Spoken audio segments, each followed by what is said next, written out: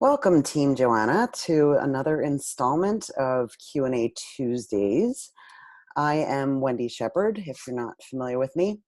My job here is to, I go into the private Facebook group. We have a thread that is pinned to the announcement section where you guys are welcome to ask your questions of Joanna.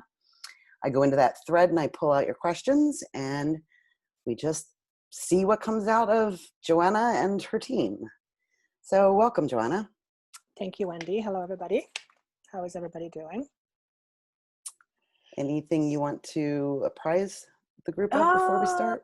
Well, actually, that's a great question. Let me check in. I don't know. I'm coming into this impromptu, trusting that they're going to guide me exactly where we need to go. So I'm learning how to show up without too much preparation in my head. And that's a hard one for me to do because it tells me I fully need to trust the experience. And that's a message in itself, by the way. They always say this for the last 2 weeks. Whenever I say, is there anything you want to say? They always say, remember to have fun. I knew you were going to say that. Absolutely. Because the moment I leave from that state of having fun with what I do, I get into a habit of overthinking, and the overthinking clouds everything that comes through me. So my job as Joanna is to monitor myself, except not too much monitoring. It's a fine line. It's a fine line. There's a lot of trust involved in that. So yeah, so the message is remember to have fun. Awesome. So, so last time we were talking about selfishness, selflessness, and selfnessness, I believe is the term that you brought up. And you commented that selfishness is coming from a space of scarcity. Mm-hmm. And we said we were going to unpack that, but we really didn't. We kind of like touched on it sort of here and there throughout. So let's start by talking about the scarcity mindset. So the first thing that I'm seeing is almost as if their way of describing to me what scarcity means on the inside. And the vision I have is that I'm in the middle of a circle, and there's this circle surrounding me with everything that the universe has to offer, and I'm right in the middle of it. And from that space in the middle, I grab everything towards me, and I grab it with a certain intensity. And the intensity tells me that I must have it or else, or if I don't have it, I won't have any later. Okay. So there is this, let me just see.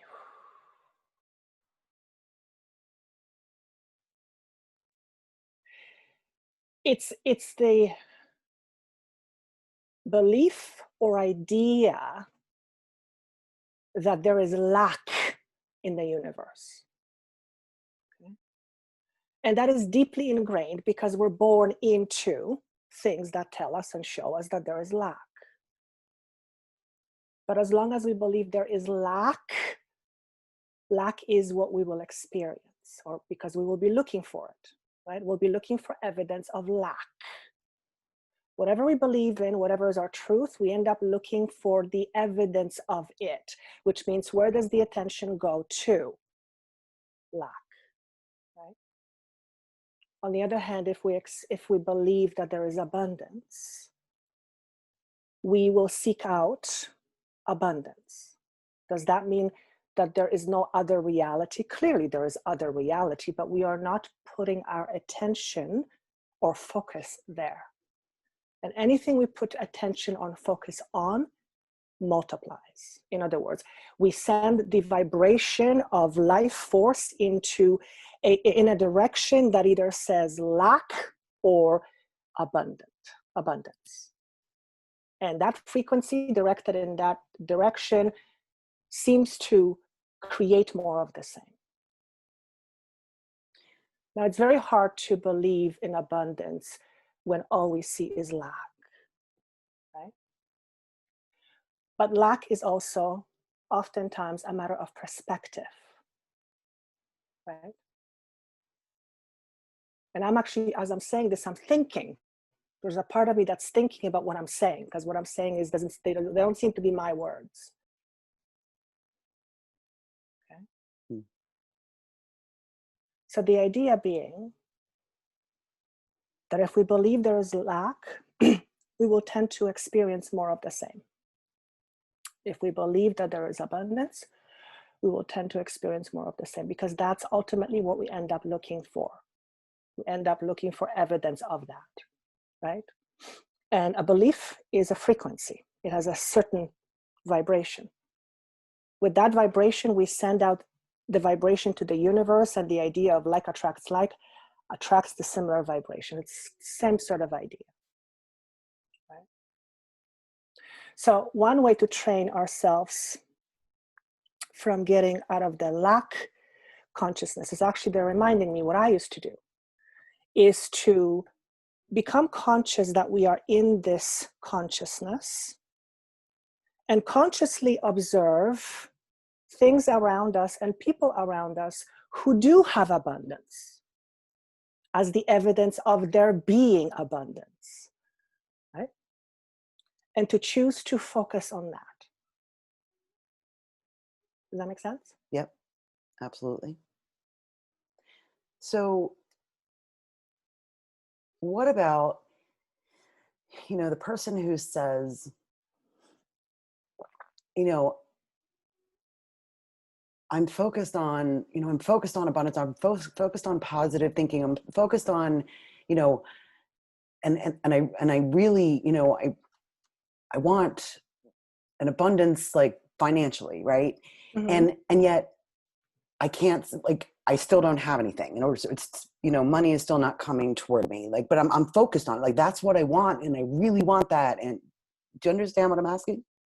Totally. And with the intensity that you're really wanting, it tells me you must absolutely come from scarcity because you want it so bad. So that intensity, I want it, comes from the space of you not having it. Mm. So it's the lack that drives it. You have to become the person who already has this abundance. You have to create the vibration of. It's not enough to think about abundance. You have to become it. You have to embody the vibration of whatever abundance means to you. You cannot experience anything unless you are in the vibration of. If you think negative thoughts, you will not experience positive feelings.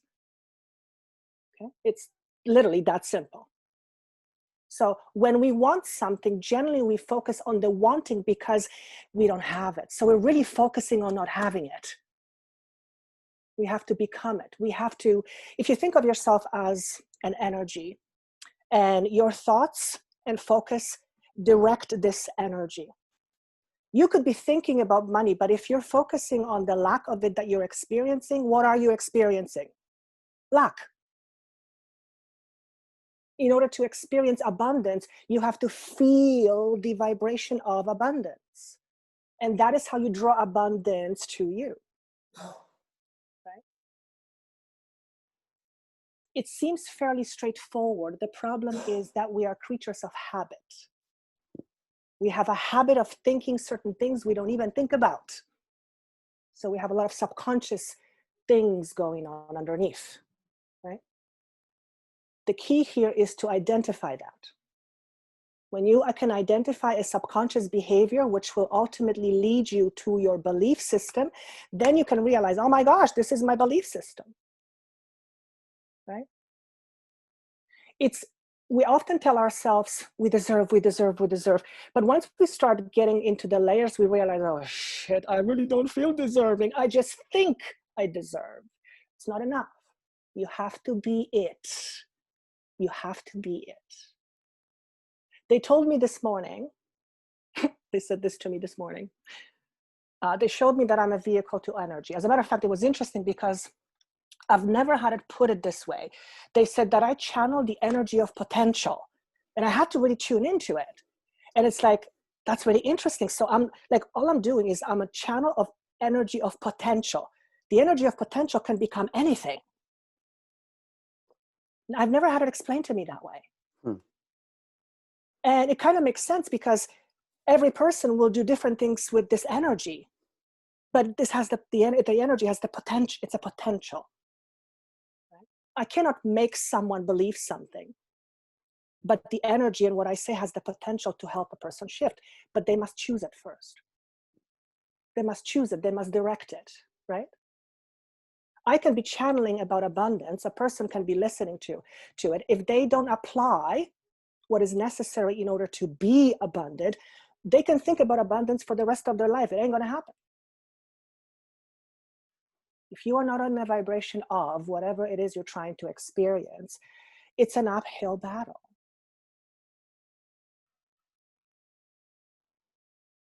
Yep. Right? Yeah. And we're used to feeling a certain way. We're just used to feeling a certain way. It's part of our personality. Right? Someone who is a negative person tends to see things what? Positive way or negative way? Negative. Exactly. Right? On the other hand, someone who is a positive person, you see they tend to look at things from a positive way. Does that mean they don't have a bad day? Of course not. But they look at it from a different perspective. Right? One looks at something as life happens, and the other person looks as I make life happen. Right. Life happens to them as opposed to. I make life happen. That's correct. Yeah. Yeah. So does that help? Yes. When you were talking earlier about the intensity of the need or the want, I am reminded of a number of people in my life who they were coupled, heterosexual couple, and wanted to have children, and tried and tried and tried and tried and tried and tried and tried, and then finally got to the point where they were like, well, obviously it's just not going to happen, and or decided that they were going to adopt. Right. And what happened next? They got Let me pregnant. guess, they have a child. Yes. They got pregnant. That's right. Because what happened is, at a certain point, the people or the person said, okay, I give up I give up the trying. I'm just gonna make peace with whatever is. What happens when you make peace with something? It's then you let it go into the universe, and the universe is able to answer the question or answer the need or the want. Exactly. Yeah. This often happens with women who can't get pregnant when they try very, very hard. And the moment they either say, okay, I surrender, they get pregnant, or they end up coming up with another solution. They will adopt a child, which I'm sure is probably in their path as well. And then not a moment later, they get pregnant. Yes. Because that frustration, that need, and the need comes from the fear of not having it. Right? Of lack. Yes. Yeah. So I feel like this is related, and it doesn't come directly from the questions that were within the group, but it I'm feeling drawn to it. I don't know if it was in the weekly pulse this week, or it might have been in the earth signs. You made a comment that I'd like you to expand upon. Mm-hmm. Don't let your identity hold you back. Oh, I love that one. How we identify ourselves either helps us grow or prevents us from growing. We all have aspects of our identity that keep us from moving forward. Okay? So identify the aspect of yourself or part of your identity that keeps you from growing. Those are generally parts of our identity that are based in, guess what? Fear or lack. So don't let your identity stop you from growing means don't let the way you think of yourself minimize your experience. Because what you think is who you are. Who you are is what you think. When somebody feels that they're not good enough, Do you think they're going to be open fully into the world saying, I'm ready for experience? No, they're going to be standing behind closed doors and saying, oh, I'm not sure. I don't want to get hurt. Right? The moment you take that identity away, what happens? Imagine that same person, all of a sudden, the identity of not feeling good enough doesn't even exist. Like it's never existed. It's like it doesn't exist. Imagine how open the person then becomes to experiencing more of life. So So how do when you I make, have moments, go ahead. no, go ahead. How do you make that shift? The shift often happens when we begin to acknowledge the way we think, which means we separate ourselves from our thoughts. We see thoughts as something that separate from us. We don't necessarily, then we go further and we don't have to identify with the thought. You do not have to identify with everything you think. Think about it. You don't have to identify with everything you think. You can actually have a thought and say, do I like the thought or don't I have the thought? The reason why we don't do it is because we think out of a habit. Which habits, by the way, is not a bad thing. It helps us stay connected and do things without thinking too much. You know, there's a place for that. Okay? But if you are, for example, if someone is in a habit of constantly berating themselves, do you think they're going to be open to grow? No. No, because they're going to hold themselves back. So the key becomes in identifying those aspects. I call them shadows. Often shining light on a shadow will make shadow no longer be a shadow. It's all about awareness. It's key. They're saying to me, the key to everything is awareness. Yeah, so you're reminding me now. It absolutely is about awareness. Like I realized that sometime at the beginning of this year that the automatic things that we tell ourselves, right? Like, so I drop something and I'm like, oh, you're so stupid. And that just is like the automatic, thought that comes up, and it's whatever, like, where did I put my glasses? Oh, you're so stupid. They're over there. Right. And when I raised the thoughts that automatically, are like on a hamster wheel inside my head.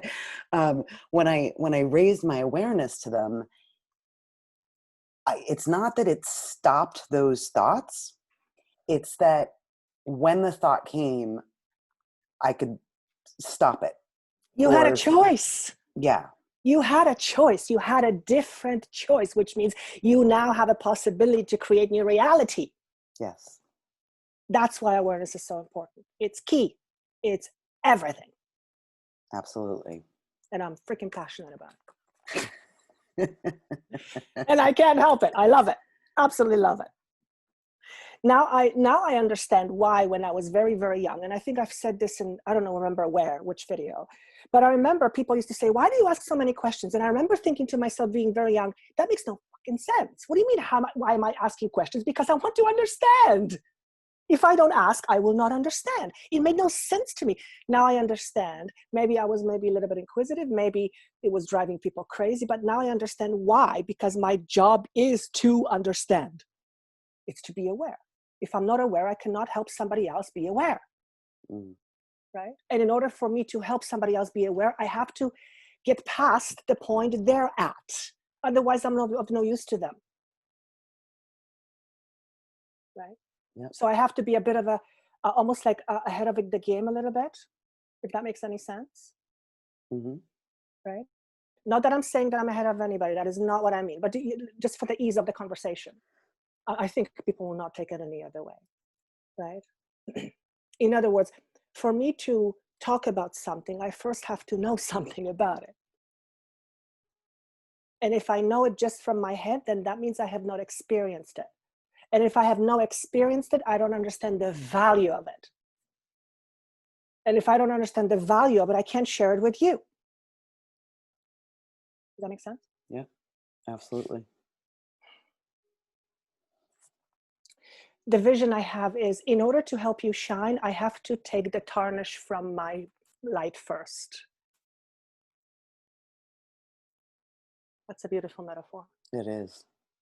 I like that. So that I can first recognize where you are dimming your lights or what places need cleaning, and then give you the tools, hopefully, that you will use in order to shine more brighter.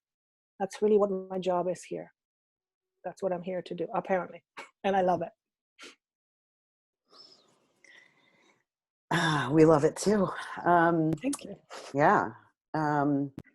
So can you talk about channeling? Like, how does a person hone those gifts? How do they trust them?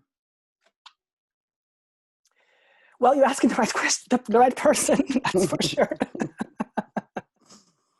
Because sometimes I'm going, who am I? Am I a psychic? Am I a channeler? What am I medium? What am I? And basically, I'm a conduit. I'm a vehicle. Right? I'm a conduit. And everyone is a conduit. We're all spirit at the same time as being a human. That just goes hand in hand. So there are certain things we come equipped with, like Apple device comes with Siri. Okay. Now, do we trust them? That's a whole different conversation. The answer is yes and no. I didn't at first. When you're not used to something that's different, and you don't end up practicing it in order to trust it, then you don't really trust it. On top of it, when you don't feel good about yourself and you try and you limit yourself, you're definitely not going to trust that at first. Okay? But can anybody be a channeler? Everybody is a channeler. Everybody channels energy all day long. They may not channel it the way I do, which is Joanna flavor, but we are moving energy all day long. We're channels of energy. We are energy. Okay. The fear often comes with not understanding it. And this has been my journey. And it's actually interesting you asked that question, because that kept coming up over the last couple of videos, which I was kind of surprised. And I think the reason why it was coming up, or I felt the reason why it's coming up, because I feel that there is an opportunity for many, many, many souls who are people to become more open channels. Because there is this plethora of beings wanting to help us grow. But they cannot help us until we ask for help, until we are a willing participant, because what's the word, please? What's the word, please? Not the values. It's like the law of free will. They can't get past that law of free will. Does that make sense? There's a word that I'm trying to find, but I can't find the word. Mm. Yeah, I can't find the word. Yeah. So let me just see. So give me a follow-up question. So what is the difference between you and me? So you channel, you get these messages, you can just, like ask the question and you get an answer. And it's not like that for me. So what is the difference between you? What are you doing that I'm not doing? If I'm a channeler, yeah, what is it that you're doing that I'm not doing? Do you really want to know the answer? I do, of course. Because it's simpler than you think. You don't trust as much as I do.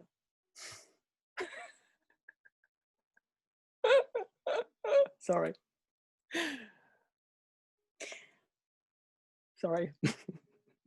Okay. So what you're saying is that the answer is there. Mm-hmm. I just don't trust it. But I guess what I would say is, but I can't even see it or hear it.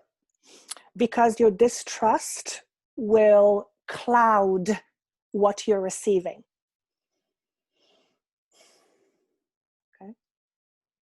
Your mind will jump in and will say, this means this or this means this. So I don't know. I'm like, oh, this is real. You'll create a whole bunch of stories and then it'll just go by the wayside. Right? That's normal. That's normal. It's to trust our gifts sometimes. Well, first of all, we have to know ourselves to trust our gift. We have to know our gift to trust it. So it's literally like developing a relationship with your gift. That's actually a very good way of putting it.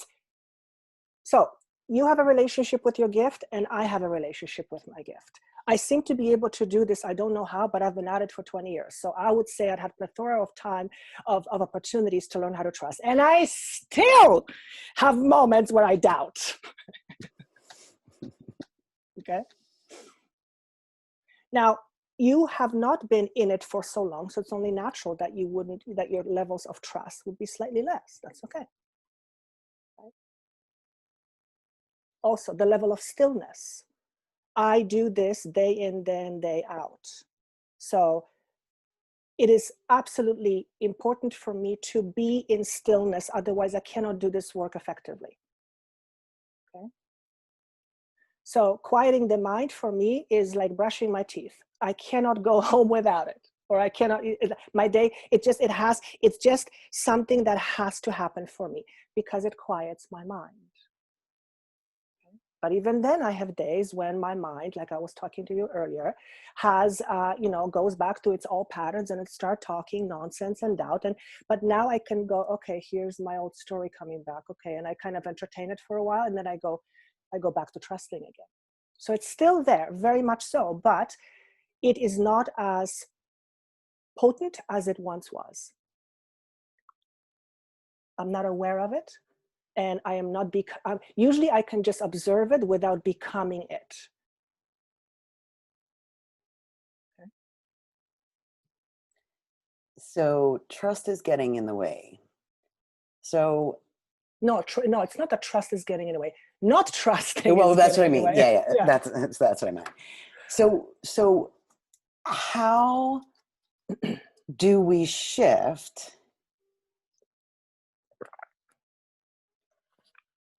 from not trusting to trusting? Well, the first thing that you want is proof. Okay. The universe is all too eager to show you proof. Here's the problem. We tend to want the proof the way we want to prove. In other words, we have an idea what proof is supposed to look like. Right? And if we don't receive that looking proof, then we think we have no proof. We can't see it. Yeah. Correct. Right? When you say to the universe, show me, like for example, if you're working with guides or angels or whatever, and say, show me, but don't come from the space of, I don't believe it anyways, but hey, show me, I have nothing to lose. No, that's bullshit, because really you don't believe. You really have to just open your heart and say, okay, guys, I am having a hard time with this, but I'm open, show me. The universe is all too eager to show you. But then you have to be open at how it comes through. Okay? So you might be in the store, for example, having asked that question, and the next day you're in the store and you're standing in the lineup, because there's a lineup these days, and all of a sudden you overhear two people talking about angels and guides and how one person is just receiving messages all over the place, and you just happen to overhear it. That could be the universe saying, hey, here's your proof. Okay? But we generally go, oh, that's just a coincidence. What's a coincidence anyway? Right. Things that coincide. Right? So trusting takes some getting used to. There's absolutely no question about that. At least that's what I believe, and I can only speak from my experience and the people I work with, right? But trust can absolutely be developed just like anything else. Like anything else, right? The other thing is that trust to working with other beings is very much hinged to how much you believe in yourself. Okay? Because if you don't, and I don't mean you as Wendy, but if a person does not believe in their own abilities, they're going to have a hard time accepting their abilities or what they receive, right?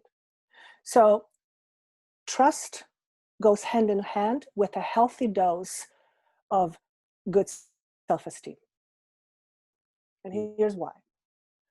When you believe in you, you have less tendencies to ask for approval. or to seek approval. When you have less tendencies to seek approval, then you realize, oh shit, I don't have to prove anything to anyone. So the pressure is off. You know what I mean? Mm-hmm. The moment I realized that I had nothing to prove, and that was, I think, last year, it was really weird because I was sitting in a meditation during my morning, and I just had this awareness, and I just realized, oh my God, I have nothing to prove. And I actually felt it. It was weird to me. It was so weird that I had this awareness that I had, even though I knew it in my head, this was not the head anymore. This was a body thing. And I realized, oh my God, I have nothing to prove. And it's like the whole world just went, opened up in front of me. Wow. And I still have to remind myself sometimes that I have nothing to prove because I come from scarcity. Many people do, right? And I have to remind myself, just because I do this does not mean that I don't have the typical struggles. Of course I do. I have to have them so that I can overcome them, so that I can help you. Because I'm a human as well, right? There's no way around it. I find it ironic sometimes, and I thought about this the other day. Not usually, I've heard people say, oh my God, if he is a counselor, then why is he divorced, or why is she divorced? And I'm thinking, what does that got to do with anything? They learn through their experiences, right? But we judge, it should mean this. No. Every human is here, and they're on their own journey. And if we judge the book by its cover, we're screwed. Right? If the person who was a counselor knew they were going to get divorced, chances are they wouldn't get married. Right? Hopefully, they've learned something from it, and they can, through that learning that they've gained, they can bring that experience and hopefully share a bit of that knowledge with the people they work with, so maybe they don't have to struggle as much. Right? I see experiences. I didn't before. I never used to, but I now see every single experience, however you want to label it, as valuable, like gold. And see, people tend to think the other way around. They tend to berate themselves for their failures, for their experiences. They feel bad about it. They feel ashamed. And I'm like, man, that's your gold. That's like money in the bank. That's your value. That's value. That's value. You've learned something. Or maybe you haven't. And if you haven't, well, let's look at it. Right? The only quote unquote bad experience is the experience that you don't learn from. Yeah. Right. Or you choose to ignore the learning. Absolutely. Absolutely. We can draw very valuable information from any experience. And I know there's going to be someone, and I would be one of those people that would say, are you telling me that if a child was abused or something, that there was something positive? I'm not saying that they had a good experience. I'm not saying that. But from a higher perspective, there is something in it for that soul. Otherwise, the soul would not be part of that experience. And what it does, it often helps us move from a space that we would rather not be into something better. Right? Yep. So back to the channeling. One of the questions is, how do you connect with your guides? Well, it started with me begging, I think. Oh, please, can you work with me? Well, it was so silly. So how I connect now, when I'm in my good energy, because sometimes I'm not in a great energy, so I have to get myself out of that energy. When I'm in my good energy, I just know that I just remind myself, I am connected already. We are all, I need everyone to hear this. We are all connected 24/7. Okay? There is no separation. That's an illusion. Energy has no beginning and no end. We're all energy. Okay? So just that alone tells you we're connected. Okay? What we may not have or experience is the awareness of that connection. So I am a good place because I'm coming from the space of abundance. I'm not coming from a space of lack. I know with every single ounce of my body that I am connected. I know that. Now what I have to do is I have to get out of my head in order to hear it or experience it. And for me, and probably for most people, it's quieting the mind. Okay? So every morning, I actually start meditating when I actually start getting ready. Every morning I come in about an hour before my appointments and I start getting into meditation. I put music, I do my little rituals, I have candles, I have incense. It's like everything, every day I do this, it's just part of my thing, right? And me doing those little rituals is already helping me connect. Because in my mind, the rituals are to help me connect. So it happens on almost like automatically. Does that make sense? Yep. Yeah. So that's what I do every day. And the idea here is to quiet my mind, to center myself, and to open myself and all my chakras, make sure that I'm protected. I ask for certain beings, and then it just begins to flow. And I've learned to trust it for the most part. For the most part. Okay. Anytime I have a new experience, for example, today I had a new experience during a healing where I was told things about specifics in a person's body that I knew nothing about. So a good thing it was my friend that I could tell my friend, because normally I wouldn't say that to a client because I have zero knowledge about what was being said. So there would be naturally a discomfort with that, right? Because I can't talk about things that I don't understand. There's too much risk involved with that. You know what I mean? Mm-hmm. So it's going to take me some time to get used to this level of awareness. And I'll have to figure out how to bring it to a human level, right? Without crossing any boundaries and without legally, incriminating myself, obviously, because I'm not a doctor. I'm not a doctor. My function is not to treat. That is not why I'm here.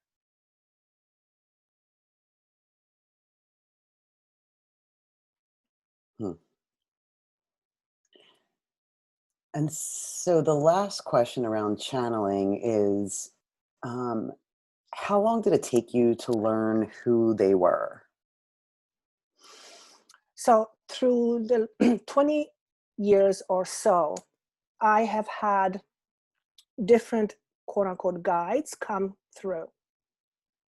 Each guide would stay with me for a while until I blossomed enough and a new guide would come in. So with my current team, which is a team of beings, it's a consciousness. They call themselves Paul. That's the name they came up with. And by the way, I'm going to say this is a funny story because I woke up with this name and it was so strong. And in my meditation, I felt the presence. So I asked questions and they said, it's basically, this is consciousness, beings, we're here to help, blah, blah, blah, blah, blah. And, the name is Paul. So I said, why Paul? And here's what they said. You humans, if we gave you some other name, you'd say, why cannot be as simple as Paul? You can never win. And I thought, wow, I love that. That was clever. That's hilarious. They got me then because that's my sense of humor. I thought, okay, I can work with these guys. And I just became aware of them, I think at the beginning of this year. So it's just seven short months. Wow. But because I have more trust in myself and I have less need to prove myself, that me trusting them comes somehow easier. But that makes sense to me because I don't have the pressure of trying to figure out how I'm going to prove certain things to people. My job is not to prove a thing. My job is to help you see yourself and how you see yourself. Not because I tell you how you see yourself, because you're going to see it. I'm going to show you where to look and you're going to see it. It's going to be plain as day. And then you decide whether you want to look at it or whether you say, no, I don't want to see it. That's okay. That's really my job, awareness. Right? Mm-hmm. So to answer that question in a shorter way, I seem to be gaining trust quicker these days, but it seems to be directly connected to the level of confidence I have within myself. And less need to try and prove myself. I am learning how to own my own value. And I've never had that before. I came from a place of feeling like I was nothing, and I talk about it openly. In fact, I was told growing up that I would always be nothing and I would remain nothing. So that kind of shit sticks to you, you know?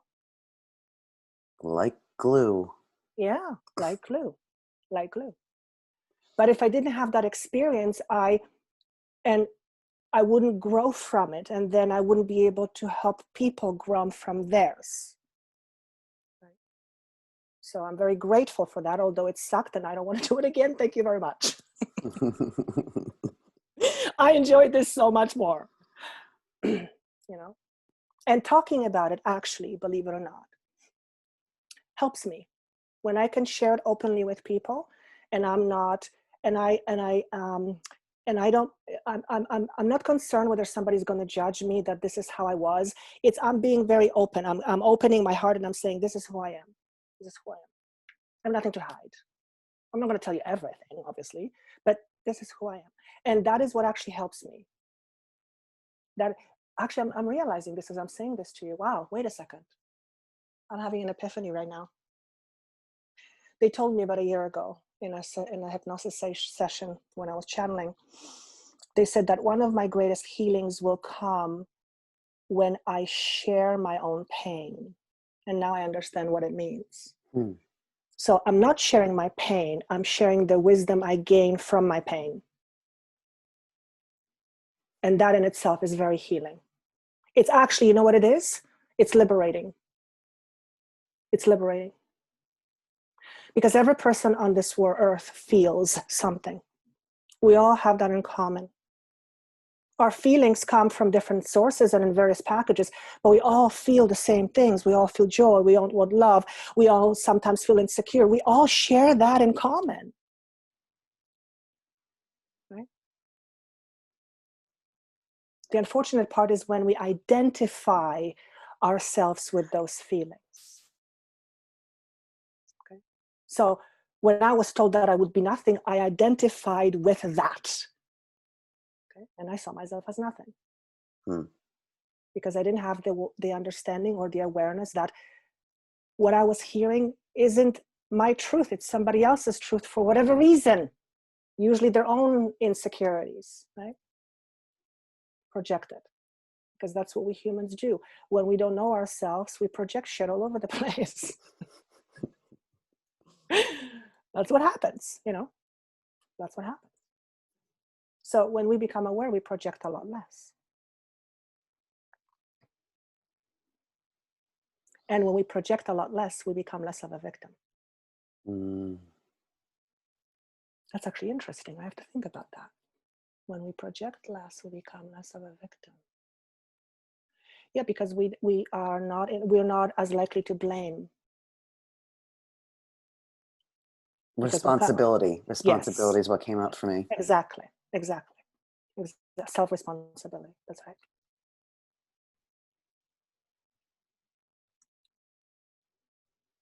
Yeah. So was that helpful? Absolutely. And I think we'll wrap this up right there. And thank you so much. I hope this was helpful for everybody. And certainly I was trying to, I'll use the word channel, the kinds of questions that might be coming up as we were having this conversation. And so, certainly if we've missed anything in this conversation that we've had today, please feel free to follow up questions in the comments section. Obviously, if you're on the Facebook group as well, you can follow up with the questions in the questions for Joanna thread in the announcement section. So you know what they're saying before we leave? Yep. Know your hot buttons. Know what your hot buttons are. Hot buttons are triggers. Triggers to me, Joanna, are like a gold mine. There is so much valuable information there. So when we know our triggers, We can learn about what makes us tick. Okay? Because oftentimes we want one thing, but unconsciously we have a very contradicting belief about the thing that we want. Right? So triggers are often beliefs, or triggers are tied to beliefs. And they're usually triggers. You can feel a trigger because you can feel it. They're pretty strong. It's like, oh boy, something is there. So know your triggers. Don't try to suppress your triggers. Know your triggers, because that's what makes you a human being. Not the triggers, but it's part of being a human being, right? Part of the experience. So know your hot buttons, because knowing hot buttons actually can serve you, because you know what you're dealing with. Well, and that comes with awareness, which kind of goes full circle. Yes. They have a tendency to do that. Yes. Because as you're aware of, more things, what's going on inside your own head and whatever, it will bring the awareness of the triggers up. And right. Like you and I were talking before this, when I had, a conversation with my son last night, and my initial, response after, he rejected me, I guess, to an extent, was to want to lash out and get angry. And because abandonment, as we both identified it, is a trigger. But because I have been present with myself and the things that come up inside and raising my awareness, I realized, oh, that's a trigger going on, and this is how you normally respond, so you're not going to respond that way. Beautiful. You know what I also said? He rejected your offer. He did not reject you. Correct. And I thought, wow, that's beautifully put, because what you did, and it's just what we humans do, you identified with it. Right? Yep. Interesting. Yeah. The rejection thing is a big button for many people. It is certainly for me, coming from the place that I used to come from, right? Not being enough and all that kind of wonderful stuff. But when we know our buttons, when we know our triggers, the trigger often become less intensified. Okay? They're not as heated, which means they're not as in control of us. Because let's face it, when you have a trigger, woof. And by the way, when you have a trigger, it takes you automatically out of being in the now. It takes you somewhere else. It reminds you of something. Triggers remind you of something. Okay? It's a memory that we are holding on to, and whatever comes with it. Actually, that's interesting the way they put it. Triggers take you back to a memory. Yeah, triggers remind you of something. That's right. Because you're not reacting to what's happening right now. You're reacting to something in the past that's unresolved. So if we can stay in the moment and become aware of our triggers, then we can deal with a trigger. Then we don't become the trigger itself. We go, okay, here's my trigger. I know what's happening. Part of me is feeling abundant. Okay, that's the old story. I get it. But you don't become it. That's where the power really is, when you don't give into these old stories. And it's hard to do because we're wired to be in a habit, right, of being ourselves. This whole rewiring system is number one, it's an inside job, and it's a big business. And I don't mean business and making money. It's just, it's a big job. It's a big job. And that connects to the identity holding you back, because exactly. Living inside that, trigger box. Exactly. Yeah. And we all have an opportunity to overcome those big triggers by first being aware. That's the very first step. There's no point in denying a trigger when it's clearly a trigger. No, I don't have a trigger. Yes, you have a trigger. It shows.